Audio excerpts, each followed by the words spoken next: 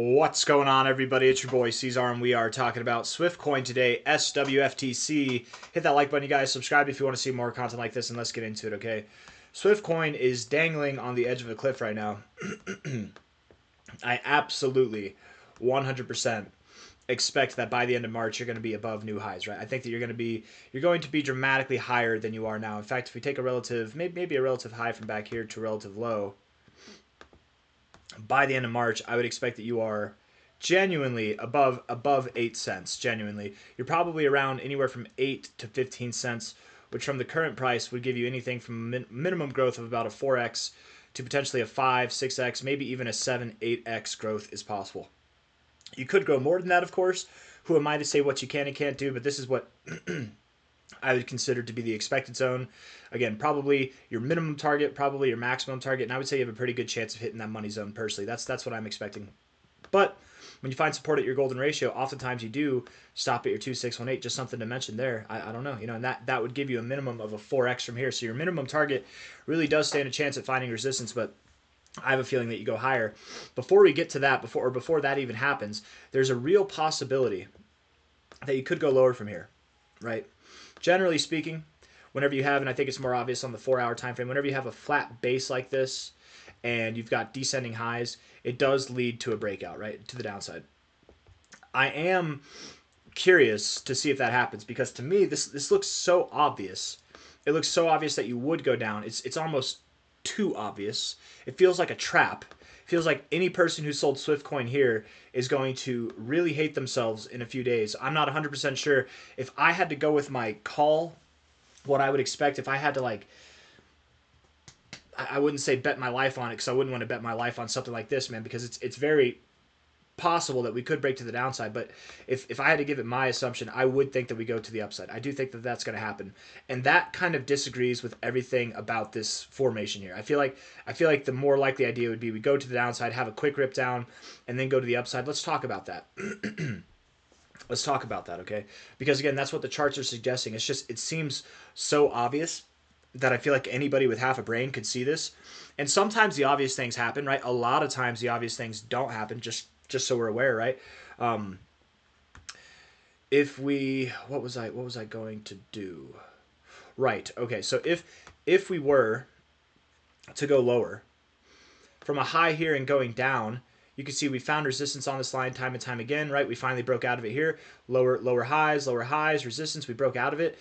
It's very possible that because we broke out without any oomph to us, that we might see a flash crash down to this 1414 area, maybe even the 1272 area, something, and back test this trend line, which we were finding resistance at, back test it and find support at it, while everybody's freaking out that we broke below this area here. They're going to ignore the fact that we're finding support on very key fib areas as well. And beyond that, we're back testing a breakout line, a breakout trend line.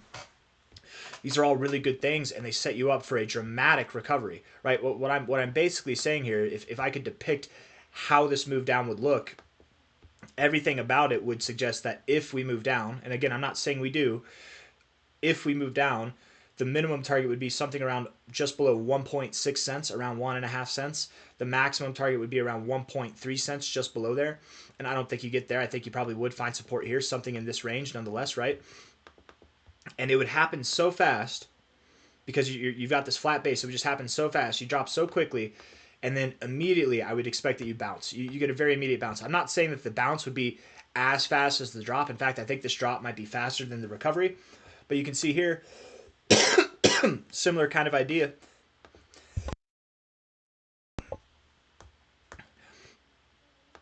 You're finding support here, a little bit of resistance here. It's not as flat as this, but whenever you did drop, you dropped really fast and you came right back up. Of course, inevitably you went lower, but something like this is what I would expect. Maybe the upside is just as fast, maybe it's slower. Who knows? But something like that is what I would expect if it goes down. Again, I'm not expecting it goes down or talking about it because it's a very real possibility, and I'm not blind, right? I'm not blind at all. It's a very real possibility. In fact, the fact that the last 4-hour candle you had just rejected the golden ratio, and every time you try to get up, that's not a good sign. It's not a bad sign, but it's a rather indicative sign that you could go lower. I'm being stubborn. I'm sticking with the upside because, again, it just seems too obvious. And just because it's obvious doesn't mean it can't happen, but the obvious things, they tend to not happen. So I'm using my contrarian brain instead of technical analytics brain for this one, right? But the analysis, I think the charts are rather suggestive that you would go down. So this is one of those rare times. I think this might be the only time in this channel's history where I'm actually going with my gut call over the technical analysis call. So we'll see if that works out. That doesn't sound like it's set up for success, does it? But call it a hunch, call it a feeling. I've been here before. This is going off of experience rather than just the charts, right? I really do feel like it's obvious, but because it is so obvious, maybe we do get that drop. But what's less obvious about the drop is that it could be very short-lived. It could be this manic kind of quick thing that over a day, 1 day in total, it drops and then it comes back up before the daily close happens, right? If we look at this, actually, we quantify this on a percentage basis from the current price of about 1.919 cents. That's a minimum drop of about 20%, maximum drop of about 33%. I could see that happening. It's possible, but I don't think it's going to happen still. You could find support a little bit higher at this high here, 11% drop, but something that's greater than a 10% drop would be on your way if you were to go lower. Let's look at the 4-hour RSI. 4-hour RSI continuing to reject the 50 and continuing to find support on the 40. This to me agrees with what I'm saying, man. I think that we're going to go to the upside. That's actually a good look there. I don't think that's bad at all. I need to turn up the brightness here. It's getting bright out here. Yeah, you look like what you did was you had a downtrend in your 4-hour, and those aren't the best lines, but you can see what I'm going for, right? Lower highs, lower lows. Looks like you broke out of that downtrend, and now you're getting higher lows and higher highs is what it looks like to me. You're rejecting the 50 but bouncing off the 40. That's a good thing, guys. So I would think by means of the RSI, I would think that we are going up higher. Let's look at the 1-hour time frame. The 1-hour RSI looks really good too. Yeah. Rejecting the overbought zone but finding support at the 50 area, not even getting to the 40. You look phenomenal. You really actually look like you're in a position to go up higher, if anything.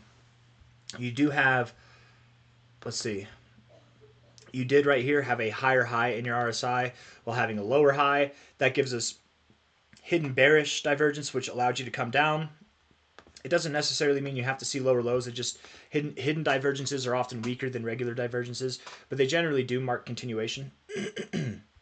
Whereas now you've got basically a double top here, basically a double top there. I think you're fine. There's no divergences going on right now. I think what you're doing is very bullish, consolidating here. It looks like you're about to rip to the upside. I really do think, mark my words, man, as much as it feels like we're standing on the cliff right here, we're looking death in the face, I have a funny feeling you're just going to rip to the upside. And when I say rip, this was fun for an hour. This was fun for an hour. This is going to be fun for a day. It's going to be phenomenal. And if you go to the upside, talking about the upside, where would you rip to immediately? Assuming this is your low, we're assuming this is your low because it might not be your low. I would think you move all the way up to 3.2 to 3.5 cents. And if I'm correct in my assumption, I think that you would achieve this price, if not by the end of this week, by very early next week. And then going into your all-time high area, if not higher highs, by the end of the month, going into the beginning of March, okay? Your target areas, again, for the upside, from a high to a low, your target areas would be 7.8 cents to 15.3 cents. Absolutely, you have the capabilities. This is SwiftCoin, you guys. You have the capabilities to go all the way up to these deeper extensions. I don't think that's what's going to happen. It can happen. But then you're talking about a 15x to a 19x, and we've seen that happen. We all know it's possible. Absolutely it is. But, you know, while that's a bullish hope to have, I think the expectations should be shrouded more around about, 15.3 cents to 7.8 cents, something in there. A 4x to an 8x, something like that is what I would more expect. But hey, anything more miraculous we'll take. I would love to be wrong. I always love being wrong to the upside. So hopefully that happens. We'll see. The upside is coming. Even if we go lower, the amount of upside that remains to be had it just dominates in comparison, right? Even if you drop 40% from here, you're going to pump 4x from here, right? If you just hold, and not financial advice, not a financial advisor, anything can happen, but I'm very confident. You look like you're trending up. You consolidated for a very long time. You just let loose the goose. I don't think it stops flying here. I think you keep going. So that's all I got. If you like the video, you guys hit the like button. Subscribe if you want to see more content like this. Thank you all for being here. I'll see you on the next one. Take it easy. Bye-bye.